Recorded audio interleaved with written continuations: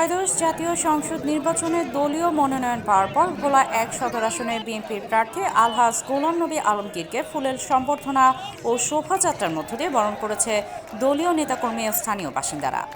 ঢাকা থেকে লঞ্চযোগে ভোলার ইলিশা ঘাটে পৌঁছাতে তাকে বর্ণাঢ্য আয়োজনের মাধ্যমে স্বাগত জানানো হয়। সকাল থেকেই ভোলার বিভিন্ন এলাকা থেকে দলীয় নেতাকর্মী ছাড়াও সাধারণ মানুষ ইলিশা লঞ্চঘাটে ভিড় করতে থাকেন। ঘাট এলাকা থেকে জেলা শহরের কালীনাথ রায়ের বাজারস্থ দলীয় কার্যালয় পর্যন্ত প্রায় ১২ কিলোমিটার রাস্তার দুপাশে জনতার ঢল নামে।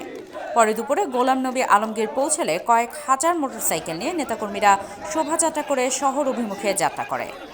দলীয় কার্যালয়ে পৌঁছে গোলাম নবী আলমগীর বলেন, আমি আপনাদের সন্তান দেশনেত্রী বেগম খালেদা জিয়া ও দলের ভারপ্রাপ্ত চেয়ারম্যান তারেক রহমান আমাকে ভোলা ১ আসনের মানুষের সেবা করার সুযোগ দিয়েছেন। এলাকার উন্নয়ন ও গণতন্ত্র পুনরুদ্ধারে ধানের শীষে ভোট দিন। তিনি আরও বলেন, সবাইকে সঙ্গে নিয়ে ঐক্যবদ্ধভাবে ভোলার উন্নয়ন ও গণতন্ত্রের পুনঃপ্রতিষ্ঠায় কাজ করবেন।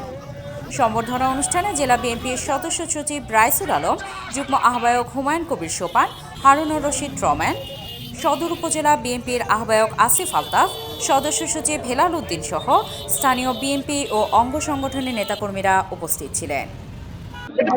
আমাদের নেতা তারেক রহমানের প্রতি কৃতজ্ঞ, বিশেষ করে ভোলাবাসী হওয়ার পর থেকে আজকের এই নমিনেশন আমার হয়েছে। আমি সকলের সহযোগিতা চাই, ইনশাল্লাহ আগামী দিনে আমি কাজ করবো। আমার প্রত্যাশা সবাই মিলে কাজ করবো, এখানে কোনো গ্রুপিং নাই, এটা সবাই মিলে আমরা কাজ করবো আগামী দিনে এই ভোলার স্বার্থে, ভোলার জন্য দলবদ্ধ আমরা আমার যেমন Bhola Barishal road, bridge, medical college, বিশ্ববিদ্যালয়, সব কিছু উন্নয়নের প্রোগ্রাম করার জন্য সমস্ত প্রকল্পের পক্ষে আমি কাজ করে যাবো।